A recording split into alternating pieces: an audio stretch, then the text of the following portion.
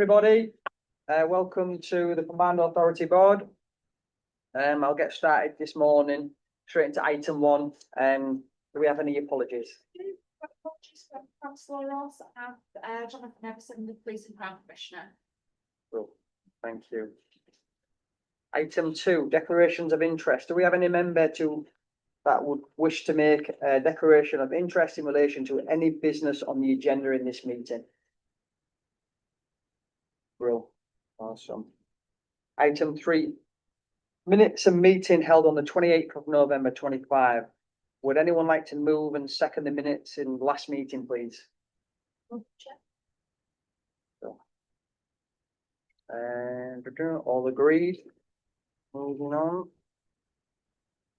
Public questions. Do we have any public questions, please? Public question. Would you like to read it out to anyone? Oh, yes, please. This question is from Florence Jordan, and she says, "My name is Florence and I'm a year 11 student at Tranby School. I would like to know what your plan is to improve bus services and cycling infrastructure in order to reduce the number of cars on the road. This is something I find particularly worrying, both from a safety perspective and an environmental perspective, as the carbon emissions from private vehicle use are having a negative effect on the planet.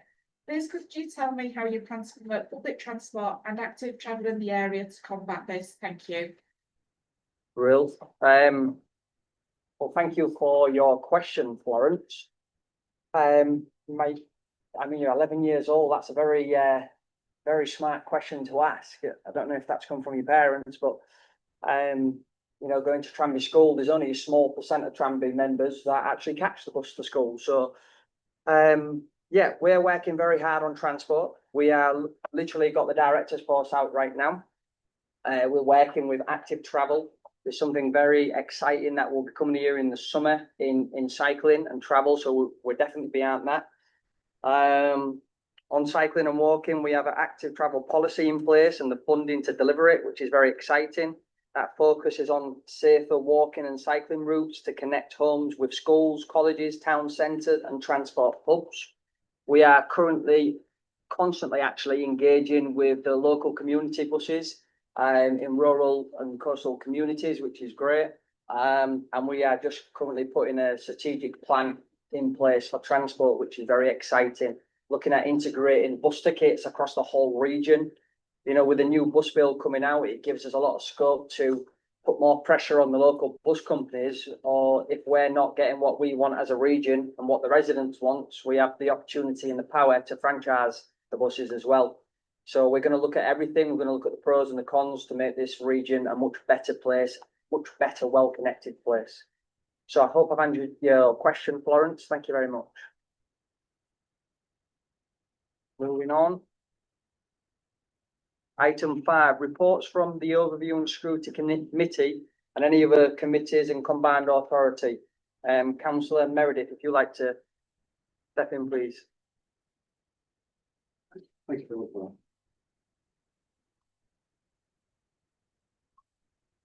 Good morning, all.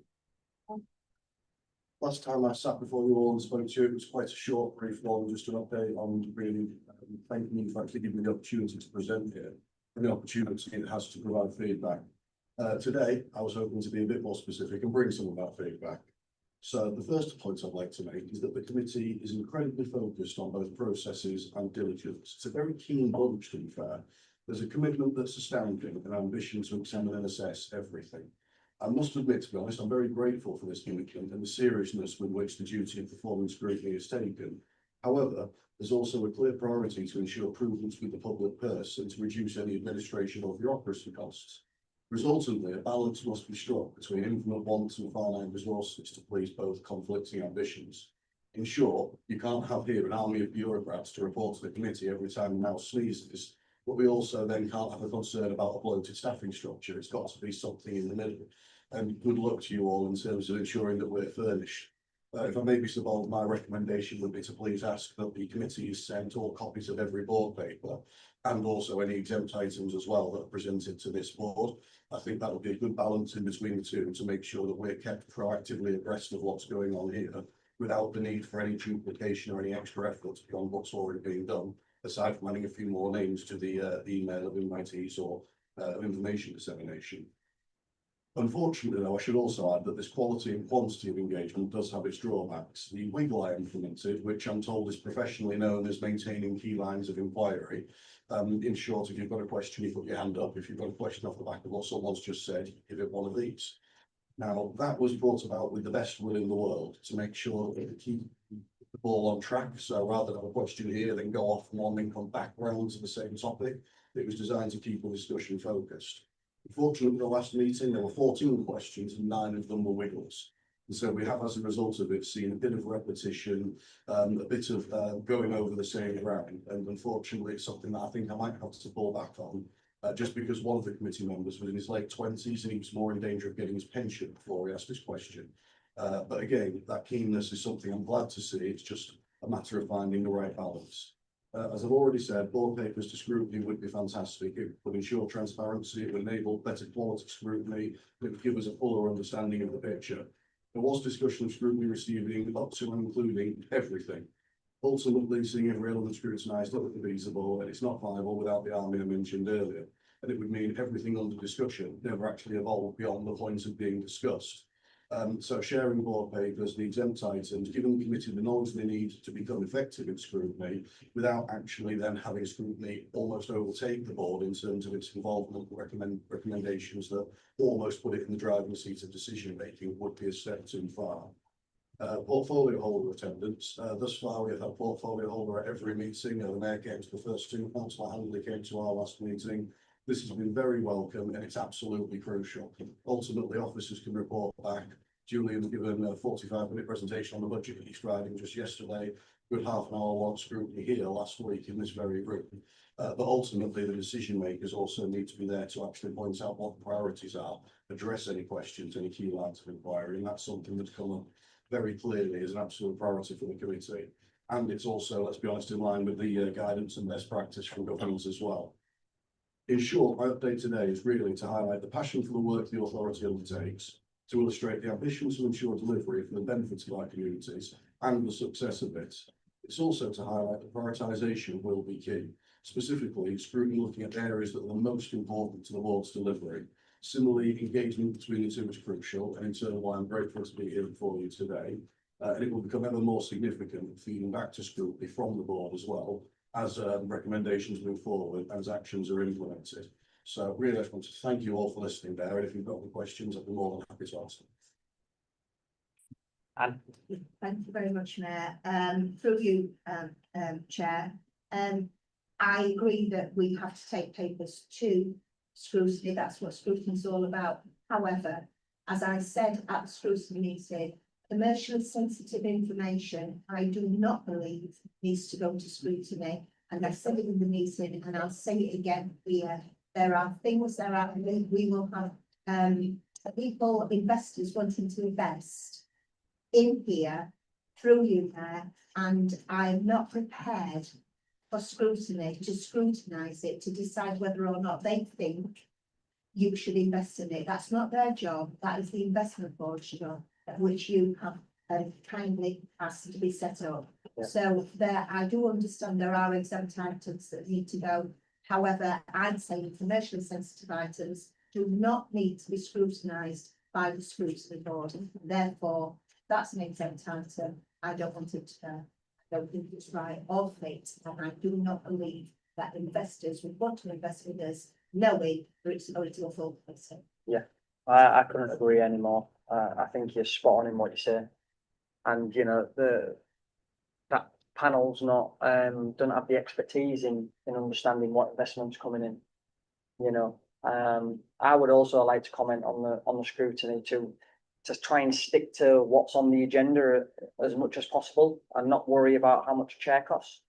I think good scrutiny has a massive impact. But you know, so I think sticking to what's on the agenda, I think, is so important as well. So. Thanks. The role of scrutiny is absolutely imperative. It's really, really important. The executive are the decision makers. The scrutiny is there to absolutely challenge what we do. And I totally accept that and agree, and I wouldn't want in any way it affects the scrutiny. But there are things that are decisions for the executive. It should be done at the executive and decided and discussed prior that the executive before the process scrutiny. I agree with that, exempt papers should not completely per se be going to scrutiny, and some are too sensitive as an exempt paper to go.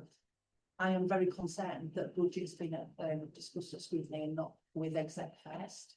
I do the budget for I've got the finance portfolio, and I'm really worried that budget's been discussed with scrutiny before executive have seen the budget. So I think there needs to be a balancing. We've got to absolutely respect and see scrutiny's role, and it is that challenge on the executive. But the executive's got a very clear role as well, and I think we've got to define that and make sure we stick with that. Yeah, I agree. Thank you, councillor Dad. If I may, Mayor, please, actually, I think this discussion is a perfect example of exactly what I was hoping for. Ultimately, scrutiny's had their discussions. I've brought them here as the vehicle and fed them in here. And all I asked for really was balance, was a measured approach. And Anne's comments about actually sometimes it will be that scrutiny does need to see an exempt item, if, for example, it's regarding a purchase in this authority, but if it's commercially sensitive, if it's private sector involvement, then actually the investment board is there for that, and we don't need to see duplication. We also don't need to see delay. Jackie's comments there as well. Similarly, it's about balance, it's about hitting the right notes in the right order.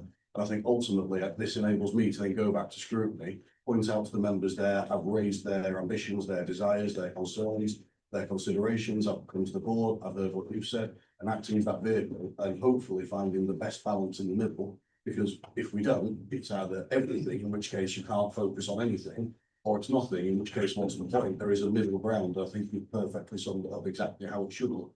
So thank you. Yeah, so I think moving forward, I think we know what should happen and how it should happen now moving forward. My aspect down there would be that there will be a work programme meeting in a few months' time to set next year's work programme. And it might be worth having Cunwar particularly coordinate between Louise, between the members in this room and between the committee to make sure that the agenda items that are seen at the right time, but put them in the right order. Yeah, well, Thank you. thank you, councillor Meredith. So moving on to item 6, HR policies. I'll hand over to Miriam to take the report. Thank you. Thank you, Mr. Mayor. So this represents the final tranche of HR policies that we believe are the key ones to set the authority up, if you like, in order to be able to manage its workforce. Members have already seen 2 earlier tranches, which are all have a 12-month review period. So the first lot will be reviewed in October, the second lot will be reviewed in November, and those that are approved today will be reviewed again next January. So the final attached draft HR policies for adoption are managing work performance, work experience, menopause, which is now a legal responsibility to have a menopause policy, flexible working policy, which we have set very much as the in line with the flexible working regulations, change management, including redundancy policy, which we're hoping to not have to use very soon, the domestic abuse policy, learning and development, retirement policy, relocation, substance misuse. If members are happy to approve those policies, that will be the final tranche of HR policies to involve this year. Councillor Tucker. Yeah, thank you, Mr. Mayor, through you. Miriam, I'm really pleased with these policies because what was struck me, because I read them yesterday, is they're written in plain English. And I could understand them. And there was no waffle in That was the there. idea. And it was really helpful. And I also like seeing the inclusion of the templates, particularly on performance management and management. So therefore, based on that, Mr. Mayor, what I would like to propose to my colleagues is that we move these on block rather than each individual policy, unless anybody else has any issues. But I have no issues whatsoever with all 10 policies before us. Happy to move. I'm happy to second that and thank Miriam for a good report. Brill. I was just going to say really well done on, so I agree that I think we should approve it, but you can't underestimate the work that's gone into getting all of these policies in and ready. And doing them in 3 tranches is absolutely the right thing to do, otherwise you'd be reviewing every single one at the same time. So I just wanted to say thanks. And I've said this at an earlier board meeting, but I would like to formally we call thanks to the ICB and to like Napier for support and developing these. Yeah, It's it's invaluable. Yeah, thank you. Brilliant. Oh, I do love it when things go smoothly. Move second, all in favour? Yeah. Well, thank you. Moving on to item 7, assurance framework. I'll hand over to Alan Mendes to present the report. Thank you, Chairman. This report is seeking approval of from the combined authority for the revised assurance framework. And the assurance framework, in simple terms, sets out governance arrangements, decision making and accountability arrangements that underpin the combined authority's management of public funds. So it is a very, very important document. If I can just take you to page 157 of 298, item 1.1. The original draft of this document was undertaken in early 2025. Sorry, Sorry, 157, of 298. okay. And there's a box at the top under paragraph 1.1. So the original draft was January, that was then revised in November 25. In December 25, importantly, it went to the audit committee, asking the audit committee to consider it and give comments. We also had a visit recently from the MHCLG assurance team, who paid us a visit, and this was one element that they were asking for updates, and it was pleasing for me to be able to say we had a document on this agenda where we were going to sign off. So I won't take you through the document detail. It is a substantial document. I'm sure you've had an opportunity to peruse it. So if I can take you back to the recommendations, first recommendation is the combined authority is asked to approve the revised assurance framework.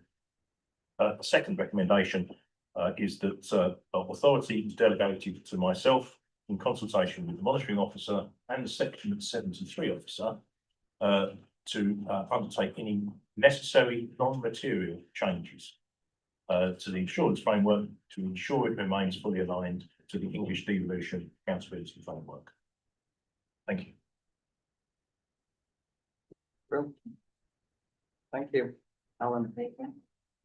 I second. Yeah. Yeah, thank you. Can I just come in and say, I have made representations on this. I'm not fully happy with the framework itself, and I've sent these comments in.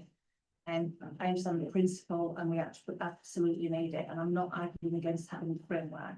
It's the content of the framework. And I think the time to go through it and have the full discussion on it, and making sure that there are very strong, clear targets and outcomes out there, I have some reservations on.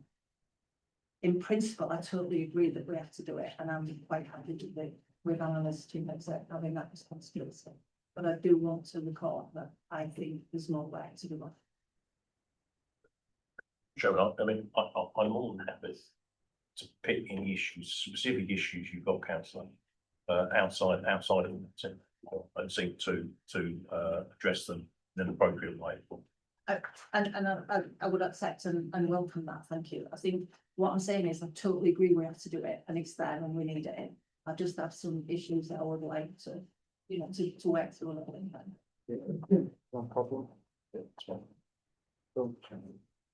May I just jump in? So I understand what Councillor Dad's saying. However, I think the caveat to this is recommendation 2.2, where as it says, the authority delegate the chief executive in consultation with the monitoring officer to make any, whatever it was, any changes necessary. And I think given if Councillor Dad sends those suggestions, that is. And that's what I wanted to caveat before I agreed to it, that, I wanted to hold that. Yeah, that's fine. We can pick that up. Let's go with it. Yeah, not a problem. Thank you. Item 8, Adult Skill Fund delegations. I will hand over to Sharon to present the report, please. Thank you, Mr Mayor. So the Adult Skills Fund delegation of decision making. This report seeks the approval of the combined authority to include delegations in relation to specific items related to the Adult Skills Fund and the governance arrangements. So the Adult Skills Fund Strategic Skills Plan sets out our strategy for delivering Adult Skills Fund in the region in Hull and Yorkshire to ensure that our residents are having access to local adult skills provision that's of the highest quality and supporting those residents to achieve their learning and employment goals, and importantly, support the employers' workforce development in the area. So with the commitment and collaboration of all partners and stakeholders, the Adult Skills Strategic Plan will serve as a catalyst for the region's continued growth and development. And the reason we're seeking the approval of the board is to ensure timely and efficient decision-making process in relation to the ASF. If you look at Appendix A, there are a range of items there in which we're seeking the approval of a list of delegations. So, for example, in mid-year, we may have from the DFE or DWP updates to the funding rules. And so we'll need to amend those timely and in line with that. We may also have to seek approval about the grant allocations and the agreements, as well as commissioning the plan and any procurement values and methodologies. So we would seek that. And also to agree any grant agreements, both with the grant funded as well as our contracts of services. So we want to do that. In line with that, in line with that, we would report to the board as well as the overview and scrutiny committee as well. So we produce regular reports for that, and reporting to the portfolio postholder, skills, chief executive, and also board as well. So we seek the approval of the board to agree that. Yeah. Is the board content? I'm sorry, just raise again, because we need to invest some questions on this, because it's not reflected in the report. So at 4.2, it was clarity on who is the decision maker, and 6.1, it was really sort of that operational, what was the actually name, and I can't see that there was any reflection of that in the report. So it may be that. Can you speak up a little bit, please? And I can't see the comments that were made at the informal meeting haven't reflected in this report, so obviously it hasn't changed at all. And I know that Salford Council Ross asked particular questions around who is the decision maker and kind of the process for what, how, when, and particularly 6.1 and 8.2. So I've not seen that reflected in the report. Well, the question was raised about the reporting side, and obviously we reflected that in the report in terms of who we report to. In terms of the reporting, I will produce reports that will go to the board, to the chief executive, and the overview scrutiny committee to understand what's going on operationally. So I will be responsible for the management and delivery of the Adult Skills Fund. We want to set up also a technical group, an advisory group, which will be representative of people. So for example, maybe the chamber, the employers, someone from the paper itself. And so we want to look at that group to provide that advisory. In terms of the operational side, I would see that as within APA, I would produce that and I think that's what you're I think that is exactly what we're asking, that is reflected. It's reflected in the report. We asked for it to be reflected in the report because as we were looking at this report, none of what you just said is reflected. I can add that. Well, not an issue, I can add that in terms of the operational, who's responsible for the operational and the decision making going to the appropriate individuals. Question. Will you also be providing reports for the skills board? There's no mention. Obviously, I know you're looking for timely decision making, so you've got the portfolio holder, which is obviously the skills, but the Adult Skills Fund does comes through the skills board. This paper was presented back in November to the skills board. And so moving forward, if that's the case that we need to present it to the skills board, then that's not a problem. We'll make sure that that's adhered to. I think if we can just have some clarity on these, and even paper as an addition to this, we're asking for that data. I can accept this going forward, but I need what we're asking. Yeah, we're happy to try to. Mr. Mayor, I think the sense of the meeting is that we perhaps need to add a further recommendation at 3.3 for that recommendation to be that a further report that covers the points that Councillor Dadd has raised, and including and also including the point that James raised around interaction with the skills board is provided to members of the executive board as a written update within as soon as his officers are capable of doing that. And if that recommendation was added, that would be a recommendation Thank you. 3. That's Would the members be happy with adding that recommendation? Yeah, we can move this to approval on the On that delegates that. Yeah, I think these are very simple, small edits, so Yes, I can do that. I'm happy to do that. Thank you. Brilliant. Awesome, thank you, Sharon. Moving on to item 9, Haker Transport and Public Transport Transition. I will now hand over to Will to present the report.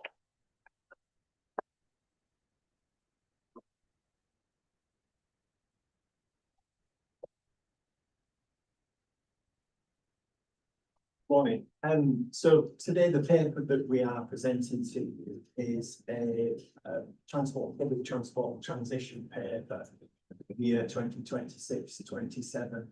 At the end of the paper, on behalf of the portfolio leads to brief the mayor and the executive board on the proposed approach, principles and timetable for the staged and managed transport, public transport functions by constituent councils through to the whole of North Yorkshire Combined Authority. Colleagues will be aware that this is in line with the devolution settlement, and what we're looking today is the seeking principal approval ahead of a more detailed transition plan that is well on development with your officer leads and formal inter-authority agreement, tech things like transfer of people, etc. Just some very slight strategic context. We put this paper forward in a time when there is a lot of change going on with the Department of Transport. You can see that within the paper itself. This particular transition coincides with a significant national policy shift. So that local transport funding is now a consolidated pot funding that was announced just before Christmas. And we just saw yesterday some new guidance being introduced by the Department of Transport on bus franchising. So it is at a time where we seek to do a very, very measured and controlled transfer during this particular year. And because we need to protect the Combined Authority's core responsibility, its overarching financial exposure and accountability, so that we can move forward in a measured and controlled manner. In terms of the actual transition approach and timetable, your colleagues will be aware that concurrent powers are already operate, and this is just putting structure to that transfer of the move forward. Oversight has been provided throughout the process with your own constituent offices through the MCA Transport Group, which is a group that we established to provide assurance, and then using the sage advice of our form the transport link in order that we ensure the governance is done in the timetable. In terms of the overall capacity, the aim is that this will absolutely be program led, so we can share that program with colleagues as we move through each of the stages. I think important for me as well, in terms of two people within the constituent authorities at the moment, we expect any staff transfers to be incredibly limited and very much targeted, but we will build that through the interoperator agreement and through the process of the next year. So what we're looking for today is the decisions required that the board is asked to note the increased accountability and exposure that arises from national funding reform. That the board is asked to approve in principle this phased approach and transition principles that are included within the board report, with most functions transferred by October 26th and full transfer on March 27th. The board is also asked to agree the detailed transaction plan and a glide path, so I can give you visibility with the board back for board approval.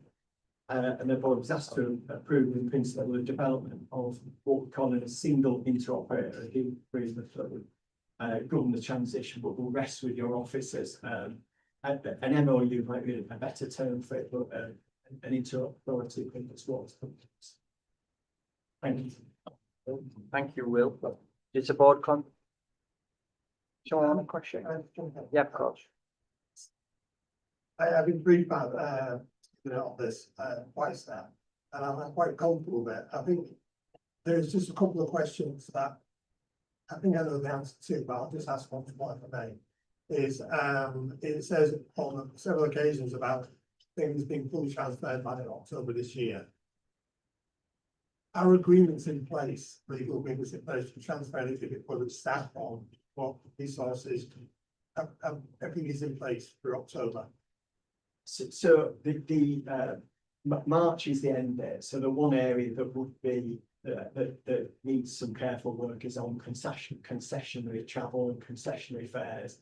And we're envisaging that will stay with the constituent authority all the way through this next year. That is an area that needs further discussion, and it's partly because some of the fulfilment equipment that's within the East Riding we think is beyond its useful life. So actually, a new approach would be needed anyway, and that needs work to do. And that's the reason that we want to put an inter-authority agreement together, because it kind of protects people potentially might be subject to a two-P arrangement or a transfer.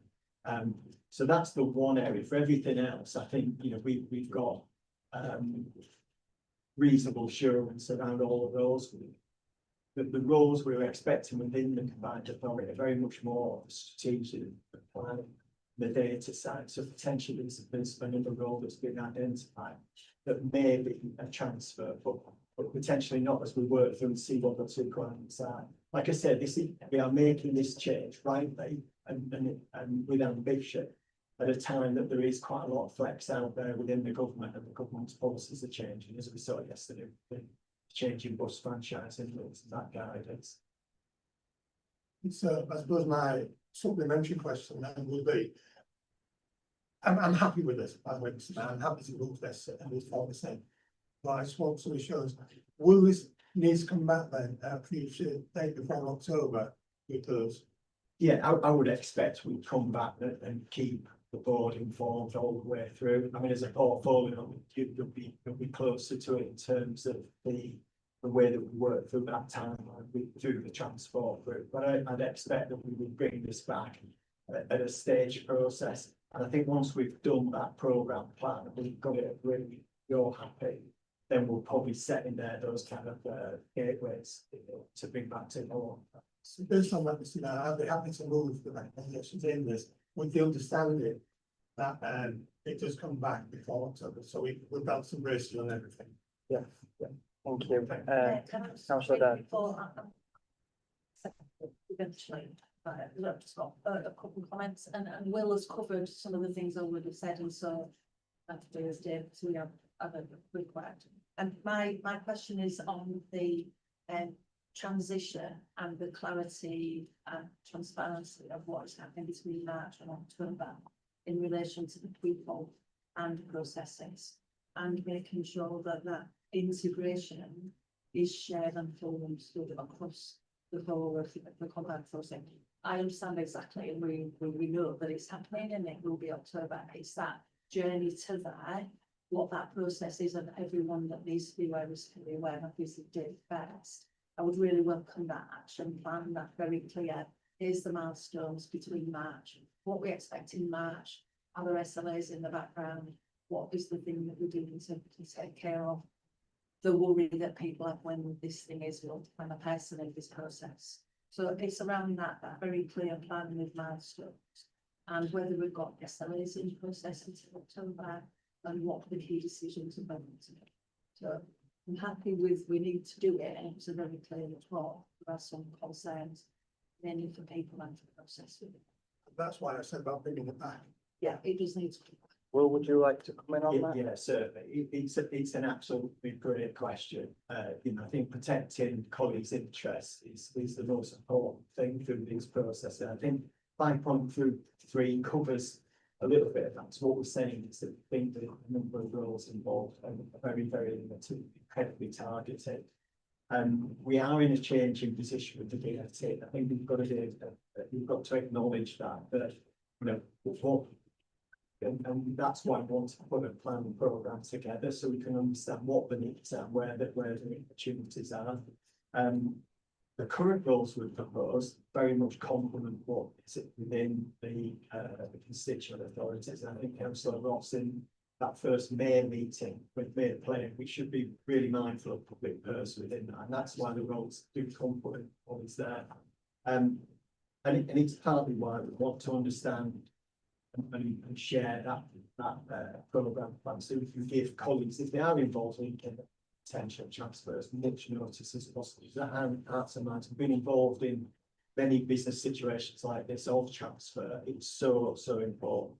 And we just need to make sure that as we recruit the right high performing individuals as well that can support that those people in that transition are involved in that, so that we can make sure that, you know, people are looked after.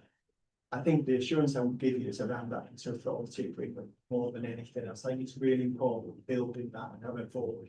So I think the point that you made is absolutely right, more very close to the heart. Thank you, Will. Tony. Thank you, Mr. Mayor. Just to give members some comfort, if recommendation 8.5 were to be approved, the way that would be discharged would be through the monitoring officers of both constituent councils, and are developing a document, and whether it's called into authority agreement or a memorandum of understanding with Will mention the title doesn't really matter. So that will be developed with full collaboration and partnership with the monitoring officers of both constituent councils. In respect to recommendation 8.4, if that were to be approved, the detailed transition plan and glide path, Mr. Dunnett explained that it would be programme led. Now, there are some things with relation to student that we can't cover in any particular detail in a public meeting such as this one. But I know that it's Mr. Dunnett's intention that that detailed transition plan and glide path would be informed by detailed collaboration on all matters, including student that will be dealt with compassionately and compliantly right the way through. Fair call? Yeah. Will, is the board happy and content to approve? Awesome. Thank you, Tony. Thank you, Will. Moving on to item 10, game plan adoption. I believe Councillor Dad and Ross wanted a little bit more time on this, so I'm happy to defer this to be considered at the next board meeting on 12th February. Okay, no problem. Item 11, update on recruitment. I will now hand over to Alan and Miriam to provide an update on the current process. Thank you, Mr. Mayor.